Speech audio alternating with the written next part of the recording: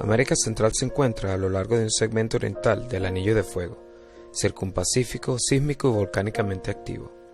La placa de América del Norte se mueve hacia el oeste-suroeste con respecto a la placa del Caribe, a lo largo del límite de placa transformante lateral izquierda de las islas Cisne y Motagua.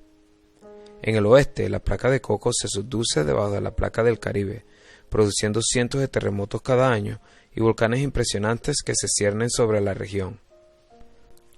Casi 50 millones de personas se concentran a lo largo de este fértil cinturón volcánico, donde durante el siglo pasado las fallas transformantes y los terremotos poco profundos de intraplaca han tenido más impacto humano que los terremotos de la zona de subducción. Para entender por qué, primero examinaremos los terremotos en la zona de subducción Cocos-Caribe. Desde 1970, ha habido 13 importantes terremotos de magnitud 7 sobre o en las cercanías del límite de placa de megaempuje, pero no ha habido grandes eventos de magnitud 8 o más grandes desde el año 1900. En un corte transversal, vemos que ocurren terremotos poco profundos a lo largo y hacia el interior del límite de placa, mientras que los terremotos más profundos ocurren solo dentro de la placa de Cocos. Los grandes terremotos generalmente ocurren a lo largo del límite de la placa, a profundidades de 20 a 60 kilómetros.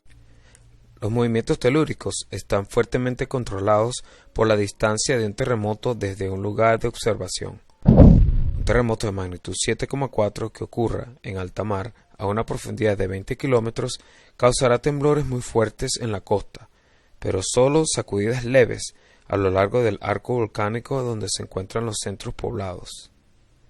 El mismo terremoto de magnitud 7,4 que ocurre debajo de la costa a 60 kilómetros de profundidad también causará temblores muy fuertes en la costa, pero la intensidad disminuirá a sacudidas moderadas a lo largo del arco volcánico poblado. En el año 2001 se produjo un terremoto de magnitud 7,7 frente a las costas de El Salvador. La extensión en la parte superior de la placa de Cocos, donde se dobla, resultó en una ruptura de falla normal que se propagó desde 54 kilómetros de profundidad hacia arriba con un desplazamiento máximo de más de 5 metros a unos 35 kilómetros de profundidad.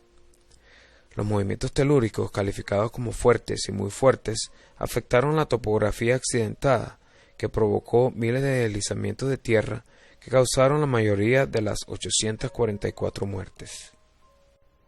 En un típico terremoto de megaempuje que genera tsunami, la ruptura ocurre de 3 a 4 km por segundo, produciendo ondas sísmicas y el movimiento del suelo resultante, con un rango de frecuencias incluyendo oscilaciones de periodos cortos que las personas sienten. Estos movimientos telúricos son una advertencia de la naturaleza para alejarse rápidamente de la costa a tierras elevadas en anticipación de un tsunami.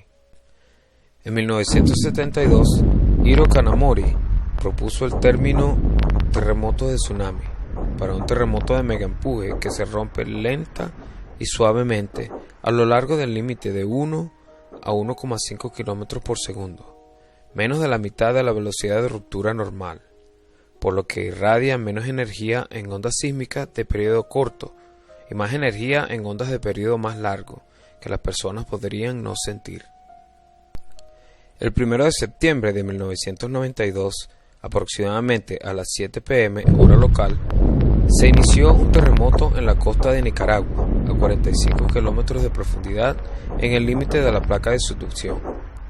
Algunos residentes en la zona costera sintieron temblores débiles, pero no fuertes y prolongados, lo que se habría tomado como la advertencia natural de tsunami. A los 30 minutos del terremoto, un tsunami con una concentración de casi 10 metros azotó la costa. Aunque la magnitud del terremoto inicial, basada en ondas sísmicas de periodo corto, fue de solo 6,8, el análisis posterior de los registros de banda ancha reveló un desplazamiento máximo de falla de 4 metros y una magnitud de momento de 7,7. Este evento confirmó la hipótesis del terremoto de tsunami de Kanamori y motiva la combinación de GPS y observaciones sísmicas para proporcionar alertas de tsunami más precisas y rápidas.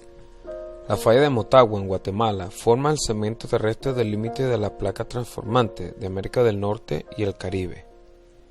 A las 3:03 am, hora local, del 4 de febrero de 1976, un gran terremoto con magnitud de momento de 7,5 se inició a 5 kilómetros de profundidad debajo del epicentro cerca de Los Amates y se rompió 60 kilómetros hacia el este y 170 kilómetros hacia el oeste a lo largo de la falla de Motagua.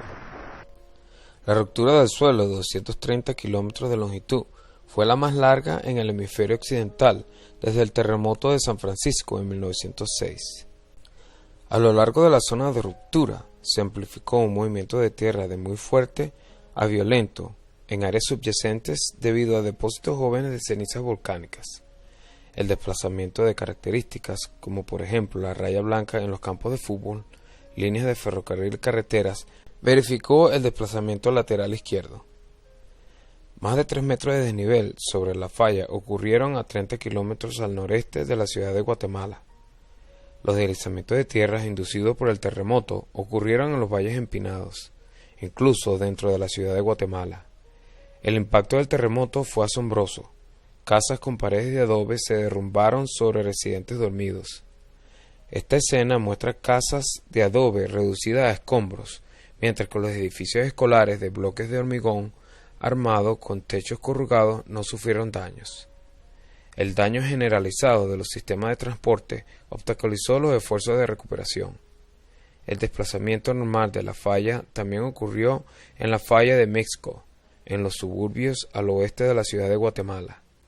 La extensión de la corteza al estilo de cuenca y cordillera al sur de la falla de Motagua causa fallas normales que también presentan riesgos de terremotos locales. La depresión de Nicaragua es un valle topográfico a lo largo del arco volcánico a través de gran parte del norte de América Central. El análisis detallado de los terremotos poco profundos en la zona de subducción y las recientes observaciones de GPS indican que una astilla de antearco de la placa del Caribe, entre la fosa mesoamericana y el arco volcánico, se mueve hacia el noroeste paralelo a la fosa, a una velocidad de 1,4 centímetros por año. Los terremotos superficiales en la corteza han resultado en desastres para los centros poblados ubicados a lo largo de la depresión de Nicaragua. Algunos terremotos de falla transcurrente a lo largo del arco volcánico han sido el resultado de un fallado lateral derecho, en fallas transcurrentes orientadas noroeste-sureste, que acomodan el transporte al noroeste de la astilla de antearco. Un ejemplo de esto fue el evento de magnitud 6,6 del 13 de febrero del año 2001 sobre la falla de El Salvador.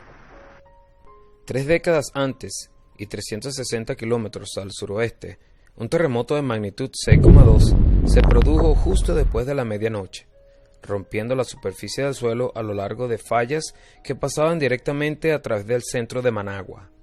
Los desplazamientos del suelo proporcionan evidencias claras del ajuste lateral izquierdo de múltiples fallas transcurrentes orientadas hacia el noreste-suroeste durante este terremoto. La mayoría de las edificaciones construidas con madera y adobe o mal reforzadas sufrieron graves daños o fueron destruidos por los 10 segundos de movimientos telúricos muy fuertes y violentos. En una escena que recuerda a San Francisco en 1906, los incendios ardieron durante días porque el equipo de extinción de incendios fue destruido en las estaciones de bomberos colapsadas y las carreteras estaban cubiertas de escombros. Por miedo a enfermedades epidémicas, partes de la ciudad fueron convertidas en fosas comunes.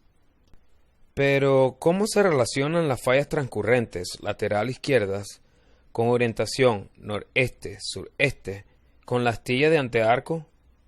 Examinaremos los libros de texto que se inclinan sobre una estantería. A medida que los libros se inclinan, las fallas entre los libros se compensan en sentido lateral izquierdo.